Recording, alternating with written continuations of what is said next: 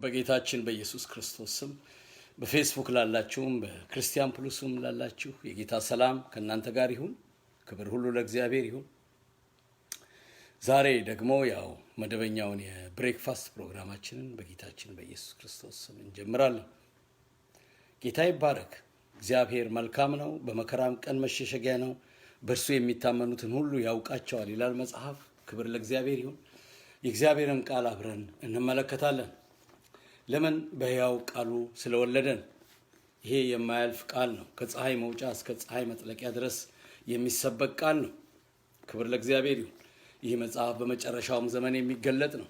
መንፈስ ያለበትን የሕይወት መጽሐፍ አውቃልና ሃሌሉያ ብሎ ጳውሎስ ባሪያውን ጢሞቴዎስን አገልጋዩን ጢሞቴዎስን ሲመክረው ከመጽሐፉ ነው የተነሳው፣ ከወንጌሉ ቃል። ክብር ለእግዚአብሔር ይሁን። ልታውቀው የሚገባው ይህንን ቃል ነው አለ። አውቃለና።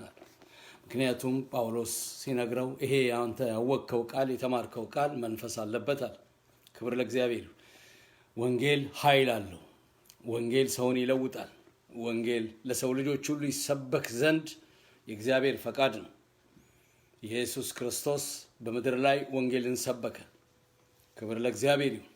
ወንጌል የምስራች ነው። ወንጌል ከድቅድቅ ጨለማ ወደሚደነቅ ብርሃን ይጠራል። ወንጌል ሲሰበክ ሰዎች ከሲኦል ውስጥ ይወጣሉ። እግዚአብሔር የተባረከ ይሁን።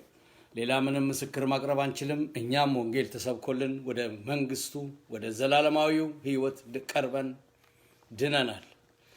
የተሰበከልን ሌላ አይደለም፣ የክርስቶስ ንጹሕ ወንጌል ስለተሰበከልን መዳን አግኝተናል። ስለዚህ ይሄ ወንጌል በምድር ሁሉ ሊሰበክ ሃሌሉያ ሊነገርለት ሰዎች ይህንን ወንጌል ሊያወሩት ይገባል። የወንጌሉ ኃይል የእግዚአብሔር ኃይል የሚያልፍበት የመስቀል ቃል ይለዋል። በሌላ አነጋገር የመስቀሉ ቃል ለእኛ ለምንድን የእግዚአብሔር ኃይል ነው ይላል። ለሚጠፉ ሰዎች ሞኝነት ይሆናል፣ ለሚያምኑ ግን የእግዚአብሔር ኃይል ይሆናል። የመስቀሉ ቃል ይለዋል በሌላ ቦታ ቆሮንቶስ ምዕራፍ 1 ላይ። ክብር ለእግዚአብሔር ይሁን። ስለዚህ ወንጌላችን ዛሬም አልተከደነም። ወንጌላችን ዛሬም ይሰራል። አሜን ትላላችሁ? ክብር ለእግዚአብሔር ይሁን። ወንጌል የኢየሱስ ክርስቶስ የምስራቹ ቃል ነው። ወንጌል የደህንነት መክፈቻ ቃል ነው። ወንጌል የመንግስት ቃል ነው። ወንጌል ምድራዊ አይደለም። ወንጌል ከሰማይ የመጣ የመንግስት ቃል ነው። አድራሻ ያለው ነው። ክብር ለእግዚአብሔር ይሁን። ስለዚህ ይሄ ቃል ተሰብኮ ነው ሰው የሆን ነው። እግዚአብሔርን እናመሰግናለን ስለዚህ ቃል። እግዚአብሔር ስለሰጠን የወንጌል ቃል፣ ስለሰጠን የምስራች ቃል፣ ስለ አዲስ ዜና፣ ወድቆ የነበረውን የሚያነሳ፣ ታስሮ የነበረውን የሚፈታ፣ ተስፋ አጥቶ የነበረውን ተስፋ የሚያድስ፣ ታሞ የነበረውን እንደገና ፈውሶ የሚያቆም፣ እንደገና ተስፋ አለ የሚል ወንጌል ብቻ ነው። ለደከሙ፣ ለተጣሉ፣ ለዛሉ፣ አጋንንት ለሚጫወትባቸው፣ ጨለማ ጉድጓድ ውስጥ ላሉ፣ ነገር ሁሉ ለጠፋባቸው የእንደገና ተስፋ ማሳየት የሚችለው ወንጌል ብቻ ነው። አሜን። ወንጌል በወንጌል ተስፋ ይታደሳል። በወንጌል ህይወት ይታደሳል። በወንጌል እንደገና ህይወት እንዳለ ሰው ማየት ይችላል። ተስፋ የቆረጠች የሞት አፋፍ ላይ ለደረሰች ጥቂት ለቀራት ወንጌል እንደገና ይመልስና ይሄም ህይወት አለ ብሎ ያሳያታል። እንዲህም አለ ብሎ ያሳያታል። ወንጌል ከደረሰለት አንድ ሰው ጫፍ ላይ የነበረ ሰው ታውቃላችሁ። ዮሐንስ ወንጌል ምዕራፍ 1 ከቁጥር 44 ጀምራችሁ ስትመለከቱ ፊልጶስም ወደ ናትናኤል ሄደና እንደዚህ አለው ይላል። ጫፍ የደረሰ ሰው ነበር ናትናኤል። በሀገሩ ላይ ተስፋ የቆረጠ፣ በራሱ ላይ ተስፋ የቆረጠ፣ በዲፕሬሽን ህይወት ውስጥ ያለ፣ ብቸኝነት የመረጠ፣ ሀገሩን እያየ በብቸኝነት፣ ራሱን እያየ በብቸኝነት የተቀመጠ ናትናኤል። ፊልጶስ ኢየሱስን አግኝቶ መጣለት። ወንጌል አግኝቶ መጣና ሙሴ በሕግ ነቢያትም ስለ እርሱ የተናገሩትን የናዝሬቱ ኢየሱስን አግኝተነዋል አለው። ሲለው ጫፍ የደረሰ ሰው፣ ተስፋ ቁርጦ ጫፍ የተደረሰ ሰው ከናዝሬት መልካም ይወጣልን አለው። መልካም ነገር ስላጣ ነው ናትናኤል እዚህ ቁጭ ያለው። መልካም ነገር ስላጣ ነው ናትናኤል እዚህ የደረሰው። መልካም ነገር ስላጣ ነው ዲፕሬሽን ውስጥ የገባው። በህይወቱ መልካም አጥቷል፣ በኑሮ መልካም አጥቷል፣ በሀገሩ መልካም አጥቷል። ጨለማ ወርሶታል። የጨለማ ህይወት አጥለቅልቆታል። አንዲት ትንሽ ደቂቃ ቀርቶታል እችን ህይወት ለማጥፋት። በዛ በተቀመጠበት ስፍራ ግን ወንጌል ደረሰ። ክብር ለኢየሱስ። ወንጌል ደረሰ። ሙሴ በህግ ነቢያትም ስለ እርሱ የተናገሩትን የናዝሬቱ ኢየሱስን አግኝተነዋል። ጌታን ያገኘ ሰው ለሌላ ሰው መድኃኒት ነው። ወንጌል ያገኘ ሰው ለሌላ ሰው መድኃኒት ነው። ሊሞት ላለ ሰው መድኃኒት ነው። ዲፕሬሽን ላጠቃው መድኃኒት ነው። ትንሽ ደቂቃ ለቀረው ሰው መድኃኒት ነው። ላይፉን እንደገና እንዲቀጥል የተለወጠ ህይወት ውስጥ ገብቶ ኑሮም እንደዛ አለ ብሎ እንደገና የመኖር ህይወት እንዲኖረው ያደርጋል። ወንጌል የደረሰው ሰው ይሄ ነው። ጥቂት ለቀረው ሰው ደረሰ ፊልጶስ። በጥያቄ ለተወጠረ ናትናኤል እንዲህ ደግሞ ከናዝሬት አለው የመልካም ነገር አጥቻለሁ ወይ ለደረስኩት ላለው መተኢ ሲለው ለማየት ሲመጣ ይህንን የምስራች የሆነውን ወንጌል የተሸከመውን የናዝሬቱ ኢየሱስን የሰው ልጆች የመጣውን የናዝሬቱ ኢየሱስን አየው። ጌታም ተናገረ። ክብር ለእግዚአብሔር ይሁን። ተናገረ። ጌታ ሲናገር ህይወት ይለወጣል። አሜን። ህይወት ይለወጣል። ጌታ ሲናገር ዲፕሬሽን ይለቃል። ጌታ ሲናገር ህይወት እንደገና በተስፋ ይሞላል። ተንኮል የሌለበት ቅን የእስራኤል ሰው አለው።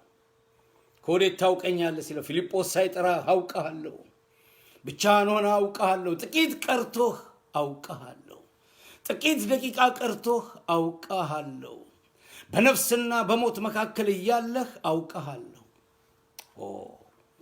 ሰከንድ ቀርቶህ አውቀሃለሁ። አይኔ ያረፈችብህ ፊልጶስ ሳይመጣ ገና አይኔ ያረፈችብህ። ከዚህ የተነሳ ነው ህይወትን ያላጠፋኸው። ከዚህ የተነሳ ነው የወሰንከውን ውሳኔ ማድረግ ያልቻልከው። አይኔ ስላረፈብህ ነው። ሃሃ ስሙ ይባረክ። አሜን። ወንጌል ሰው ያደርጋል ወገኖቼ። ወንጌል ሰው ያደርጋል። ወንጌል ከሞት ላይ ያስነሳል። ወንጌል ከዲፕሬሽን ላይ ያስነሳል። ወንጌል ነፃነትን ይሰጣል። ወንጌል ክርስቶስ ጋር ያደርሳል። ወንጌል ወደ መንግስቱ ይደባልቃል። ለዚህ ነው ይህ የመንግስት ወንጌል ያለው። ክብር ለእግዚአብሔር ይሁን። ይሄ ወንጌል መንግስት አለው። በምስራቹ ቃል ሄዳኑ የሚገቡበት የዘላለም መንግስት፣ የማይጠፋ መንግስት ውስጥ ይደባልቃል። ክብር ሁሉ ለእግዚአብሔር ይሁን። አሜን። ኢየሱስ ክርስቶስ ጌታ ነው። ዛሬ አብረን በብሬክፋስት የምንመለከተው የማርቆስ ወንጌል ምዕራፍ 1 ከቁጥር 1 ጀምረን አብረን እናነባዋለን። ማርቆስ ወንጌል ምዕራፍ 1። ክብር ለእግዚአብሔር ይሁን።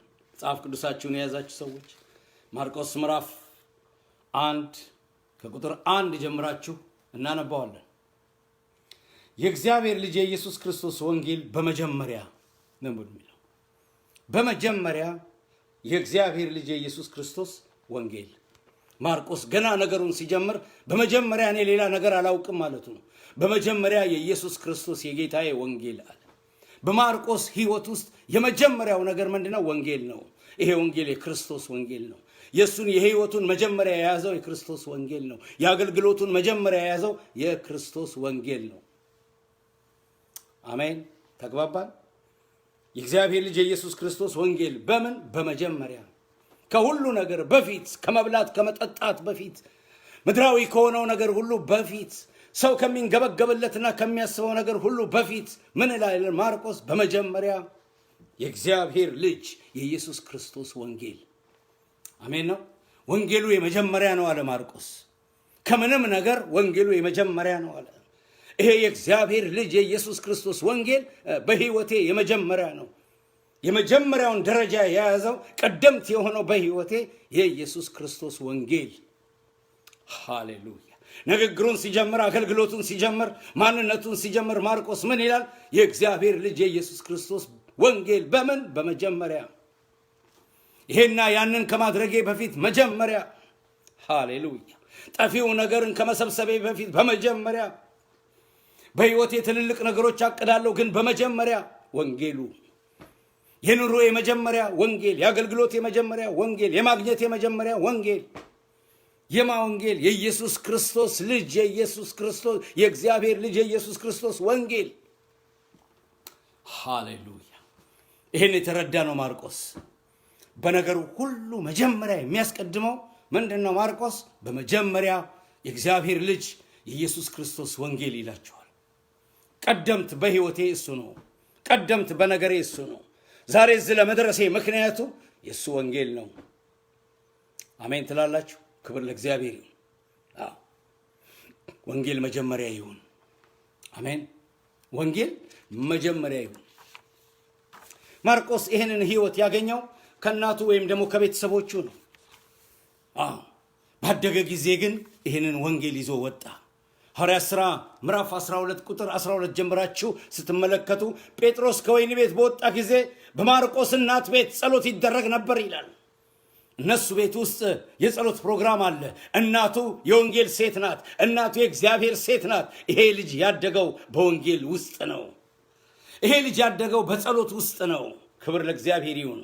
አሜን ትላላችሁ? ይሄ ልጅ ያደገው በጾም ውስጥ ነው። ይሄ ልጅ ያደገው ይሄ ማርቆስ ያደገው ከሚመለክበት ቤት ውስጥ ነው። ቃል እግዚአብሔር ከሚነገርበት ቤት ውስጥ ነው። ክብር ለእግዚአብሔር። እስራትን ከሚያስፈታ ጸሎት ውስጥ ያደገ ልጅ ነው።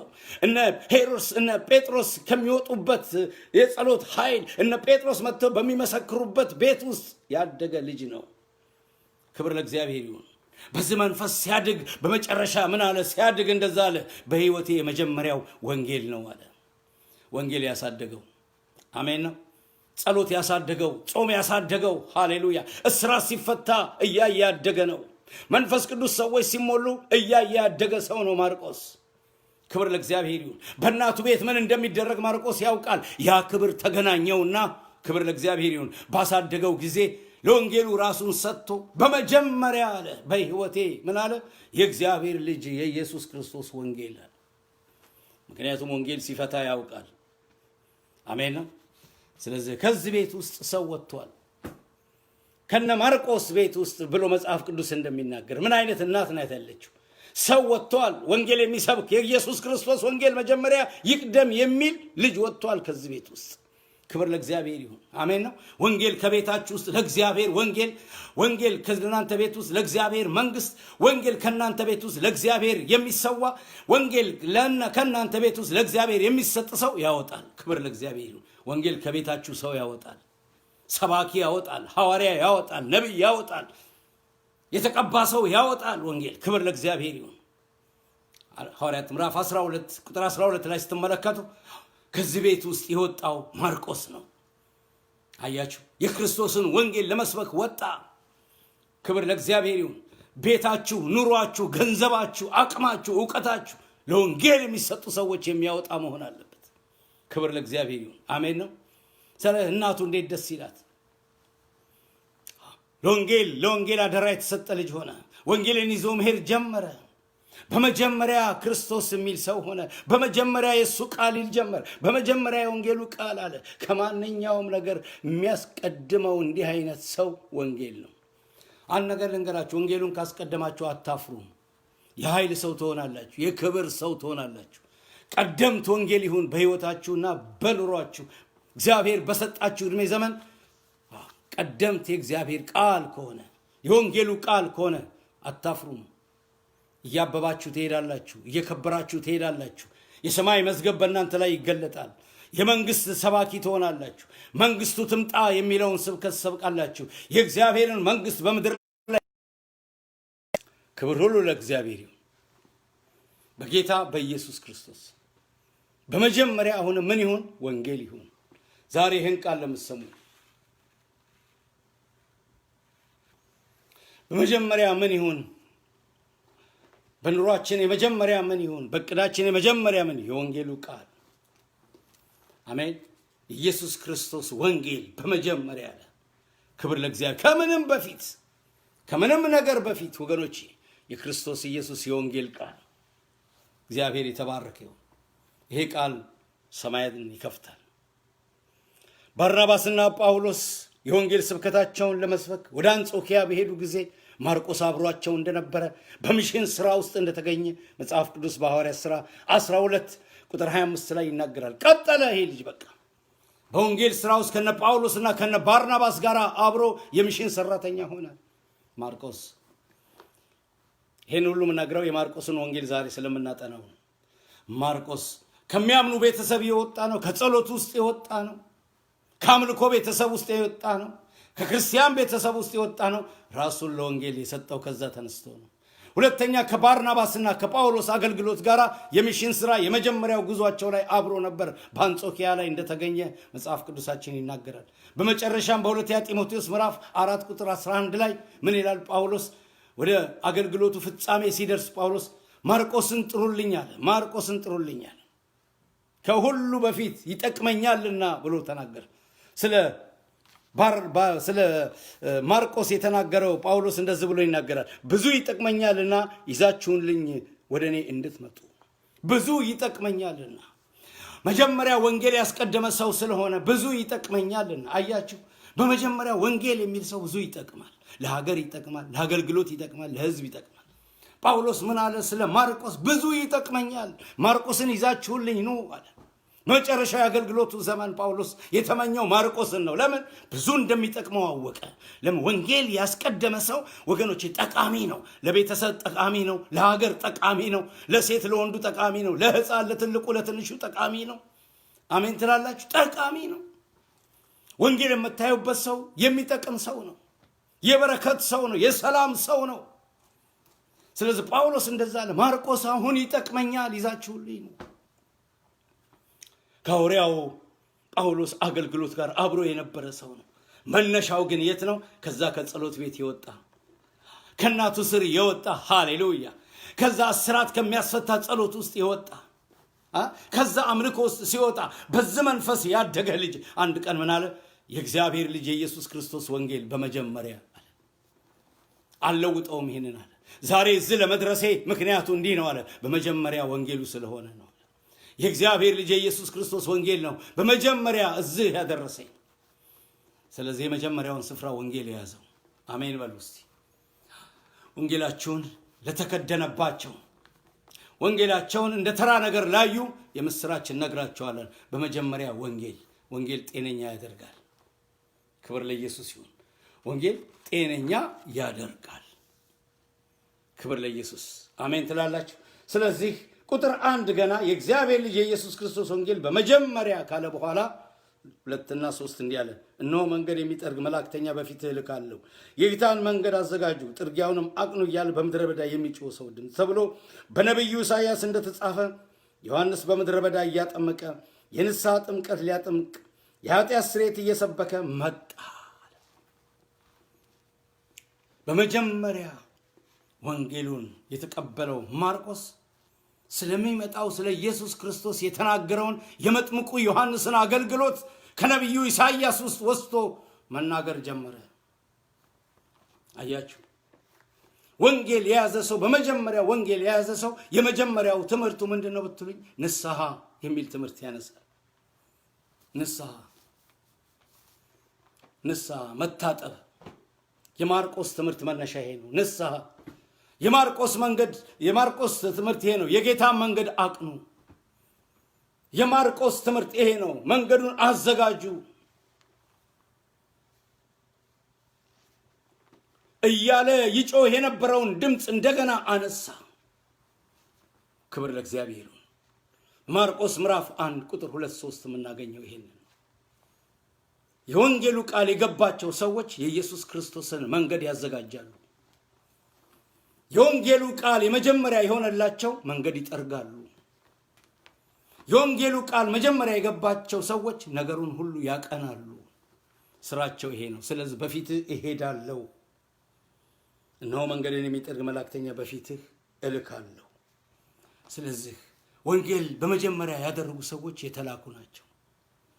ምን ለማድረግ? የጌታን መንገድ ለማቅናት፣ የጌታን ነገር ለማዘጋጀት፣ ሶስተኛ ድምፅ ለመሆን የተጠሩ ናቸው። ክብር ለእግዚአብሔር። ወንጌሉ በመጀመሪያ በህይወቱ የነገሰ ሰው፣ የወንጌሉ መጀመሪያ በህይወቱ ያለ ሰው ምንድነው ድምፁ ብትሉኝ፣ የጌታን ነገር ሲያዘጋጅ ነው የምታዩት። መንገዱን ሲያዘጋጅ፣ መንገዱ ይቅና አለ። መንገዱ የተጣመመ ነው እስከዛሬ ድረስ ያለው። መንገዱ የቀና አይደለም እስከዛሬ ድረስ ያለው። ዛሬ ግን መንገዱ ይቅና። የጌታ መንገድ ይቅና። አዘጋጁ፣ ጥርጊያውን አቅኑ፣ እነሆ በምድረ በዳ የሚጮህ ስም ይላል። ጥርጊያውን የሚጠረግ ነው መንገዱ። ይሄ መንገድ የሚቀና ነው፣ የሚጠረግ ነው። ክብር ለእግዚአብሔር ይሁን። በዚህ መንገድ ላይ የመጀመሪያ ወንጌል ሰባኪ የሆነው ማርቆስ የመጥምቁ ዮሐንስን አገልግሎት አንስቶ ይናገራል። የጌታ መንገድ እንዴት እንደሚቀና፣ የጌታ መንገድ እንዴት እንደሚስተካከል። ስለዚህ ወገኖቼ መንገድ ሊቀና የሚችለው፣ መንገድ ሊጠረግ የሚችለው ወንጌል ሲሰበክ ነው። አሜን ነው። በመጀመሪያ ወንጌል ከተሰበከ ጠማማው መንገድ ቀና ይሆናል። አሜን። ክብር ለእግዚአብሔር ይሁን። ብዙ የተጣመሙ መንገዶች አሉ። መንገድ መስለው የተጣመሙ መንገድ ናቸው፣ ግን የተጣመሙ አድራሻቸው የት እንደሆነ የማይታወቅ፣ መጨረሻቸው የት እንደሆነ የማይታወቅ መንገድን በትክክል የሚያቀና የእግዚአብሔር ልጅ የኢየሱስ ክርስቶስ ወንጌል ነው። ትክክለኛ መንገድ መሄድ ከፈለጋችሁ ወንጌል በመጀመሪያ በሕይወታችን ሊነግስ ይገባል። የወንጌሉን ቃል ልንይዘው ግድ ነው። ብዙ መንገዶች አሉ። ለዚህ ነው ጌታ እኔ መንገድም እውነትም ሕይወትም ነኝ፣ በእኔ በቀር ማንም ወደ አብ ሊመጣ አይችልም ብሎ የተናገረው። ትክክለኛው ቀጥ ያለው መንገድ ኢየሱስ ክርስቶስ ብቻ ነው። ወደ እግዚአብሔር መንግስት የሚያገባው የእግዚአብሔር ልጅ ኢየሱስ ክርስቶስ ብቻ ነው። ይሄን የሚናገረን ወንጌል ነው። ስለዚህ መንገዱን አቅኑ አለ። መንገዱን አቅኑ። ሁለተኛ መንገዱን ጥረጉ አለ። የሚጠረግ ነው። ጥርጊያውን አቅኑ አለ። መንጻት ማለት ነው። ቆሻሻ አለ ማለት ነው። እድፈት አለ ማለት ነው። ስለዚህ መንገዱን ጥረጉ አለ። የሚጠረገው በንስሐ ነው። የሚጠረገው በደሙ ነው። የሚጠረገው በእግዚአብሔር ቃል ነው። የሚጠረገው በወንጌሉ ነው።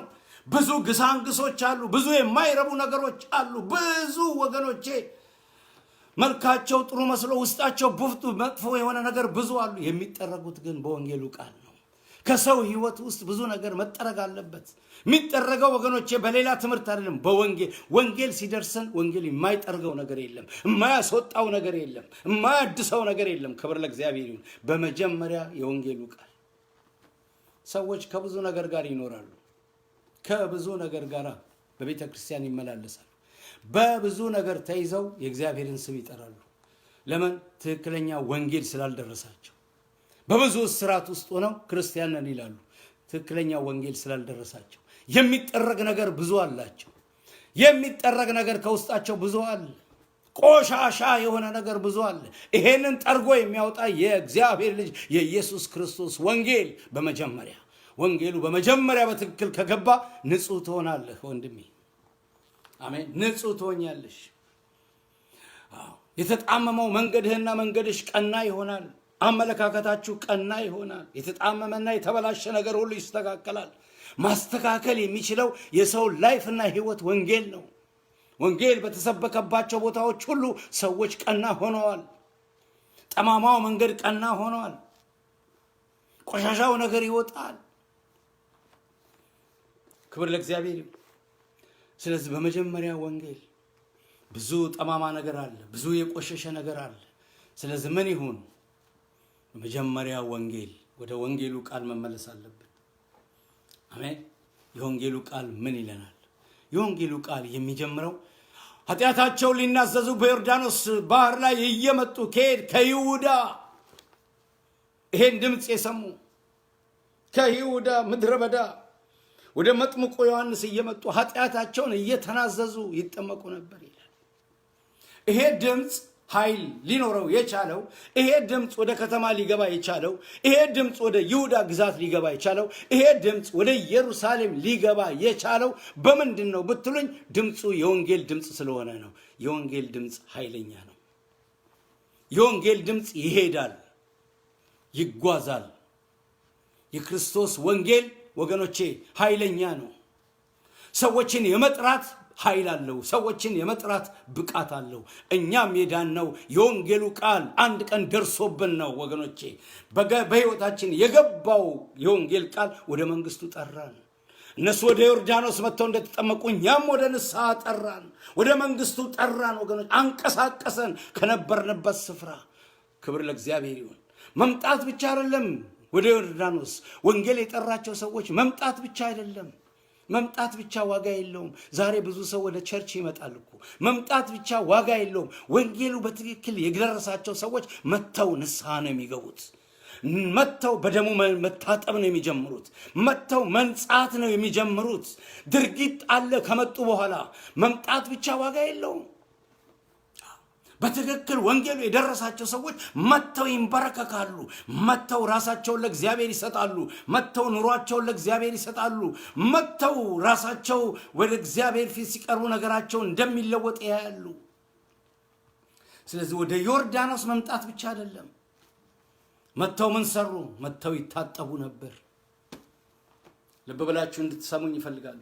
መተው ምን ይሰሩ ነበር? መተው ይታጠቡ ነበር። መተው ምን ይሰሩ ነበር? መተው ይቀደሱ ነበር።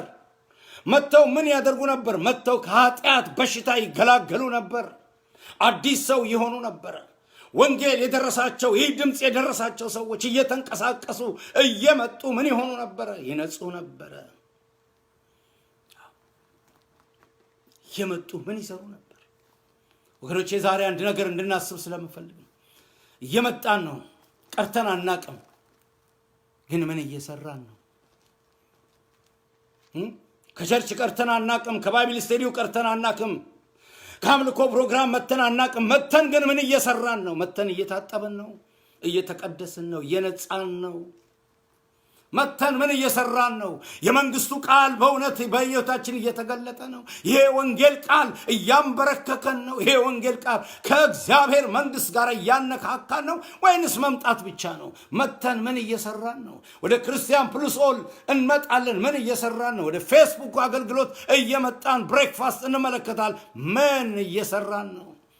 ከዮርዳኖስ ባህር ላይ እየመጡ ይነጹ ነበር። ከይሁዳ የወጡ ከምድረ በዳ ውስጥ እየመጡ ሰዎች። መምጣት ብቻ ዋጋ የለውም። መምጣት ብቻ ዋጋ የለውም ወገኖች። መተን ምን እየሰራን ነው? እየተቀየረን ነው? እየተለወጠን ነው? በመንፈስ እየተሞላን ነው? ወደ እግዚአብሔር መንግስት እየገባን ነው? ወይንስ መተን እንደዛው ነን? ተሳዳቢውም እንደ ድሮ ተሳዳቢ ነው። ነገረኛውም እንደ ድሮ ነገረኛ ነው። ሐሜተኛውም እንደ ድሮ ሐሜተኛ ነው። አኩራፊውም እንደ ድሮ አኩራፊ ነው። መተን እንዲህ ከሆንን የጠፋን ሰዎች እንደሆን ነግራቸዋለን። መተን ንስሐ የምንገባ፣ መተን የምንበረከክ፣ መተን ማረኝ ማረኝ የምንል፣ መተን የምንቀደስ ከሆነ የእግዚአብሔር መንግስት ውስጥ እንዳላችሁ ዛሬ በእውነት አጽንቼ ነግራቸዋለሁ። መተን የምንሰራው ምንድን ነው? እነዚህ ሰዎች መተው እንደዚህ ነው የሚያደርጉት። በነቢዩ በኢሳይያስ ተጻፈ። ዮሐንስ በምድረ በዳ እያጠመቀ የንስሐ ጥምቀት ለኃጢአት ስርየት እየሰበከ መጣ። የይሁዳም አገር ሁሉ የኢየሩሳሌም ሰዎች ሁሉ ወደ እርሱ ይወጡ ነበረ። ምን ሊያረጉ?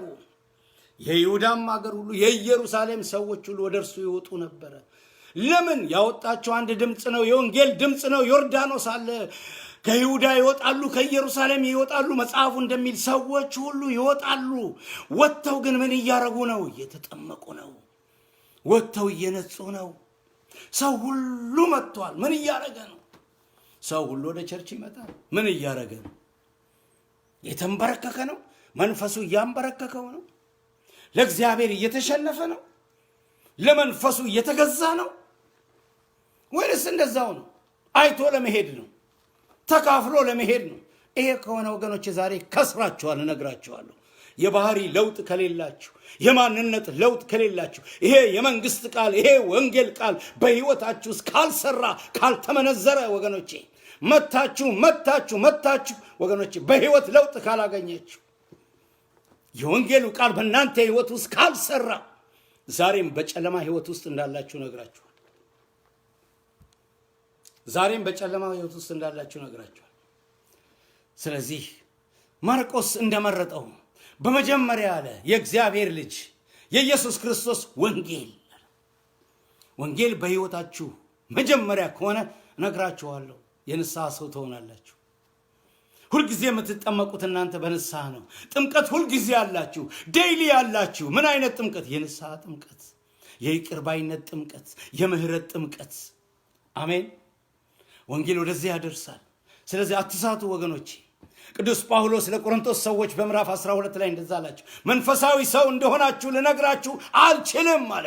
እነሱ እኮ በልሳን ይጸልያሉ፣ እነሱ እኮ ጌታን ተቀብለናል ይላሉ፣ እነሱ እኮ አምላክ ነን ይላሉ። ጳውሎስ ግን በመንፈስ ሳያቸው እንደዛ መንፈሳዊ ሰው እንደሆናችሁ ልነግራችሁ አልችልም። ገና በመካከላችሁ ክርክር አለ፣ ጭቅጭቅ አለ፣ ቅንዓት አለ። ልነግራችሁ አልችልም፣ እናንተ የእግዚአብሔር ሰዎች ናችሁ ብያለሁ። ቅንዓት አለ በመካከላችሁ፣ ምቀኝነት አለ። እንዴት መንፈሳዊ ናችሁ ልበላችሁ አለ። ስለዚህ መጥተዋል። በእርግጥ እነዚህ ሰዎች ቸርች ነው ያሉት፣ ግን የንስሐ ህይወት የላቸውም። ወንጌል የሚጀምረው ከንስሐ ነው። ወንጌል የሚጀምረው ከመታጠብ ነው ወገኖች፣ ከማንጻት ነው። መንገዱን ከማቅናት ነው። መንገዱን ከማዘጋጀት ነው። መንገዱን ከመጥረግ ነው። ክብር ለእግዚአብሔር ይሁን። አሜን። ይሄ ህይወት ይብዛላችሁ። ራሳችሁን ዛሬ እንድትመለከቱ ፈልጋለሁ። ምን እያረኩ ነው? እሄዳለሁ፣ ምን እያረኩ ነው? አቶ ከሌና ወይዘሮ ከሊትን ተገናኝተህ የምትመለስ ከሆነ ከስራሃል። እሄዳለሁ፣ ግን ምን እያረኩ ነው? የሚያንበረክከኝ መንፈስ አግኝቻለሁ? እየሄድኩ ነው? የሚወቅሰኝ መንፈስ አግኝቼ ታጥቤ ነጽቼ ተመልሻለሁ? ስትመለሱ በዛው ስፒሪት የምትመለሱ ከሆነ ከስራችኋል። ማን ይንገራችሁ እንግዲህ እኔ ካልነገርኳችሁ? መታችሁ ወደ ቸርች በዛው መንፈስ ወደ ቤታችሁ የምትመለሱ ከሆነ ዛሬ ነግራችኋለሁ፣ እንደናንተ የጠፋ ሰው የለም። ህይወት በሚገኝበት ቦታ ላይ መታችሁ ህይወት ሳታገኙ ብትመለሱ በጣም የሚያሳዝን ህይወት ውስጥ እንዳላችሁ ወቁ። ከዮርዳኖስ ከኢየሩሳሌምም እየወጡ ምን ያደርጉ ነበር? ይጠመቁ ነበር፣ ይነጹ ነበር ከኃጢአታቸው። መንጻት ብቻ አይደለም፣ በዛ ቦታ ይቀመጡና የሱን ድምጽ ይሰሙ ነበር።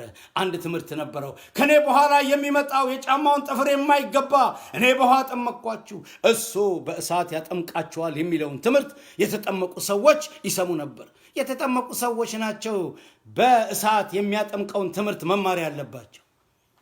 የመንፈስ ቅዱስ ሙላት በእሳት መጠመቅ ምን መሆን ያለበት ምን መሆን እንደሆነ ምን እንዳለበት መማር የሚገባቸው የታጠቡ ሰዎች ናቸው። አለዛ አይገባም። በንስሐ የታጠበ በእሳት መጠመቅ ምን እንደሆነ ይገባዋል። ይዘጋጃል። እዛ ይዘጋጃል። ወደ ሁለተኛው ቻፕተር ይሄዳል። ክብር ለእግዚአብሔር ይሁን። ሳይታጠብ አንዳንድ ሰው ወደ እሳቱ መሞላት ይፈልጋል። መንፈስ ቅዱስ መቼ ነው ሐሜተኛ ነው እኮ። መንፈስ ቅዱስ መቼ ነው መሞላው? ነገረኛ ነው እኮ። እድሜ ልክን አትሞላም። እነግርሃለሁ። በእሳት ለመጠመቅ ከፈለክ መጀመሪያ የመታጠብ ሰው የንስሐ ሰው ሁን። ወደ ተለየ ቅባት እንድትገባ የወንጌሉ ቅባት እንዲነካ ወደ ተለየ መገለጥ እንድትሄድ የመታጠብ ሰው ሁን። በደሙ ታጠብ፣ በስሙ ተቀደስ፣ ንጹህ ሁን። ነገር ይቅና፣ ጠማማው መንገድ ይቅና እንዳለ ጠማማ ነገር ከውስጥ ይቅና። ቀና መንገዱን በእሳት ትጠመቃለህ። በአዲስ ልሳን ትሞላለህ። በነቢያት ቋንቋ ትናገራለህ። በእግዚአብሔር መንፈስ መንደድ ውስጥ ትገባለህ። ሰማይ ለአንተ ይከፈትልሃል። አንዳንድ ሰዎች ከዳኑ ብዙ ጊዜያቸው ነው። ለምንድነው መንፈስ የማይመንስ? ለምንድነው የመንፈስ ቅዱስ ሙላት የማያገኙት? ኩርፈኞች ናቸው። እስቲል ቂም የያዙባቸው ሰዎች አሉ። በቤተሰብ ይሁን በጓደኛ ይሁን በቸርች ይሁን በአገልጋይ ይሁን የተቆላለፈ ነገር አላቸው። ያን ይዘው ለመንፈስ ቅዱስ ሙላት ጸልዩልን ይላሉ። እጅ ቢጫን አይሞሉም። ስለዚህ ፕሮግራሙን ለማካሄድ ስርዓት አለው። ስርዓቱ በመጀመሪያ ምንድነው? መታጠብ፣ መንጻት፣ መተን ይሄን ማድረግ፣ ከመጣን አይቀር በዚህ ህይወት ውስጥ መግባት። የማርቆስ ስብከት ይሄ ነው። አሜን። ስለዚህ ሰባኪው መጥምቁ ዮሐንስ የመጡትን ሰዎች ካጠመቀና ከባህሩ ከወጡ በኋላ የሚቀጥል ቻፕተር አለ፣ የሚመጣ አለ ይላቸዋል። የሚመጣ አለ፣ ተዘጋጁ። አሜን። ይኸውላችሁ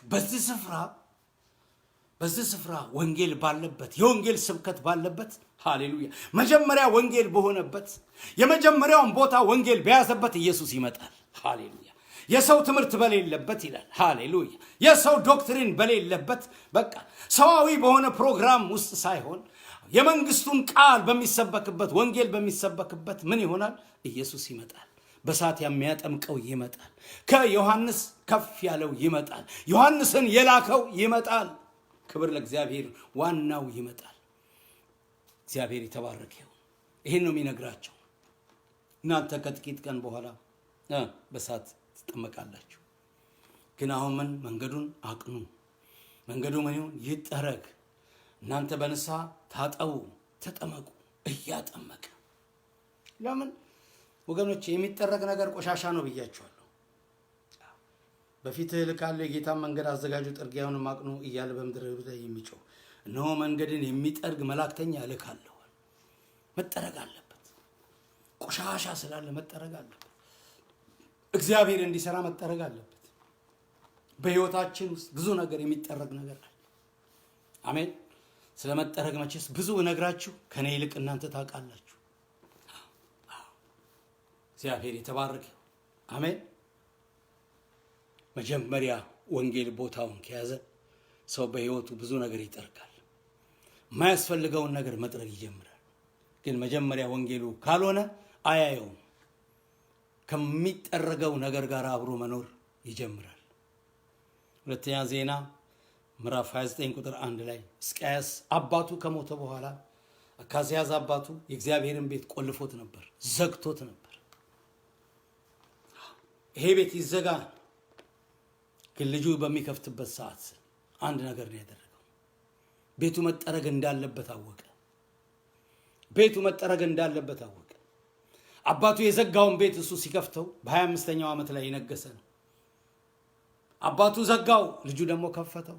መክፈት ብቻ ዋጋ የለውም። መክፈት ብቻ ዋጋ የለውም። ብዙ ቸርቾች ተከፍተዋል፣ ዋጋ የለውም። ልንገራችሁ፣ ቸርች መክፈት ዋጋ የለውም። አያችሁ፣ ወደ ዮርዳኖስ ዝም ብሎ መምጣት ዋጋ የለውም። መጥቶ በባህር ውስጥ መግባት ነው ዋጋ ያለው። ቤት መክፈት ብቻ ዋጋ የለውም። ቤቱን ማንጻትና መጥረግ፣ መላእክተኛ መሆን አስፈላጊ ነው። የሚጠርግ መላእክተኛ ልካለሁ። መንገዱን የሚጠርግ መላእክተኛ ልካለሁ። መላእክተኛ ማግኘት አለበት። ይሄ ቤት መላእክተኛ ማግኘት አለበት። ምን አይነት መላእክተኛ? የሚጠርግ መላእክተኛ የሚሆነው በወንጌሉ ቃል ነው። ሰው መጥረግ የሚችለው ወንጌል ነው። ማስተካከል የሚችለው ወንጌል ነው። ቤት መክፈት ብቻ ዋጋ የለውም። እዛም ይከፈታል፣ እዛም ይከፈታል፣ እዛም ይከፈታል፣ እዛም ይከፈታል። ግን ብዙ የሚጠረግ ነገር እስካሁን አልተጠረገም። ስለዚህ ኃይል የለም፣ ኃይል የለም፣ በቂ ኃይል የለም። የለም ወገኖች፣ በቂ ቃል እንደሌለ ከዚህ በፊት ነግሬያቸዋለሁ። ትንንሽ ብርሃኖች አሉ፣ በእነሱ ረክተን ቁጭ ብለናል። ክብር ለቆ እያለ እኛ አንድ ስለተወለደ ልጅ እናወራለን። የፊንሐስ ሚስት ስትወልድ ሰዎቹ አንድ ስለተወለደው ልጅ ያወራሉ። ክብር ግን ከእስራኤል ለቋል። የሀገሪቱ ክብር ለቆ አንድ ልጅ ስለተወለደው ልጅ ብቻ ያወራሉ። ትልቁ ነገር ላይ የለም አእምሯቸው፣ ትልቁ ነገር ላይ መንፈሳቸው የለም። አገሩን የሚቀድሰውንና የሚባርከው ግን እንደሄደ እነሱ ጉዳያቸው አይደለም። ክብር ከእስራኤል ለቋል። ሚስትየው ነው የምትናገረው፣ የወለደችዋ ነው የምትናገረው። ስለዚህ ጉዳይ ትጮኻለች። ስለወለደችው ልጅ አትናገርም። እሷ ስለለቀቀው ክብር ግን ትናገራለች። አያችሁ፣ መክፈት ይቻላል። መክፈት ይቻላል። ክብሩ አለ ወይ ነው። መክፈት ይቻላል። ተጠርጓል ወይ ነው። መክፈት ይቻላል። በመጀመሪያ ወንጌሉ አለ ወይ ነው። በተከፈተው ቦታ ላይ መጥረግ የሚችለው ወንጌል አለ ወይ? ማስተካከል የሚችለው ወንጌል አለ ወይ? ይህ የመንግስት ወንጌል አለ ወይ? ለዚህ ነው ስላልተስተካከለ መንገዱ ስላልቀና ስንት ሚሳፕ የምናየው፣ ስንት የሚያሳዝን ነገር የምናየው በተከፈተው ነገር ላይ ሁሉ። መክፈት ይቻላል። መክፈት ይቻላል። ሕዝቅያስ ከፈተና ግን ያደረገው እንዲህ ነው። ቤቱን ከፈተና አንድ ነገር ገብቶታል። ቤቱ መጠረግ የሚገባው እንደሆነ አውቋል። አገልግሎት ከመሰጠቱ በፊት፣ ለእግዚአብሔር የሚሆነው ቁርባን ከመቅረቡ በፊት፣ መስዋዕት ከመቅረቡ በፊት፣ ዕጣኑ ከመጨሱ በፊት፣ በእግዚአብሔር ቤት እግዚአብሔር ያዘዘው ስርዓት ከመደረጉ በፊት መጠረግ እንዳለበት ስለገባው፣ ወገኖቼ በጣም ልብ ብላችሁ ይህን ቃል አንብቡት። ሰዎች ጠራ አይደለም የሚለው፣ ሰዎች ጠራ አይደለም የሚለው። ወንጌል የደረሰው ሰው ምን ማድረግ ማን ምን ጋር እንዳለ ያውቃል። ስለዚህ ንጉሥ ቢሆንም እሱ ሰራተኞች ቀጥሮ ያንን ቤት ማጸዳት መጥረግ አልፈለገም። ያደረገው ይሄ ነው። የእግዚአብሔርን ካህናቶች ጠራ ነው የሚለው። ሃሌሉያ። መጥረግ የሚችሉት እነሱ ነው። ሕገ ኦሪት ያላቸውን ከእግዚአብሔር ቅድስና የተካፈሉትን የዘላለም ክህነት ያላቸውን ሃሌሉያ በእግዚአብሔር ፊት በሰማይና በምድር በክህነት የተመረቁትን ሰዎች ሰበሰበ ነው የሚለው። ሃሌሉያ ቃሉ ያላቸውን መንፈሱ ያላቸውን እግዚአብሔር የሾማቸውን ሰዎች ሰበሰበ። ስለዚህም ጠራቸውና ነገራቸው። ቤቱን ከፍቼዋለሁ። በዚህ ቤት ውስጥ የምታገኙትን ነገር ሁሉ እናንተ ናችሁ የምታውቁት፣ አጽዱት። ቤት ውስጥ የማያስፈልገውን ነገር ማየትና ቤት ውስጥ የማያስፈልገውን ነገር ማውጣት የምትችሉት እናንተ ናችሁ። ለምን? ሕገ ኦሪት ስላላችሁ፣ ቃሉ ስላላችሁ። የሚጠቅመውንና የማይጠቅመውን በዚህ ቤት ውስጥ የምታውቁት እናንተ ናችሁና ግቡ አላቸው። ሃሌሉያ ክብር ለእግዚአብሔር ይሁን። አሜን ነው። የሚገባውን ሰው ወንጌል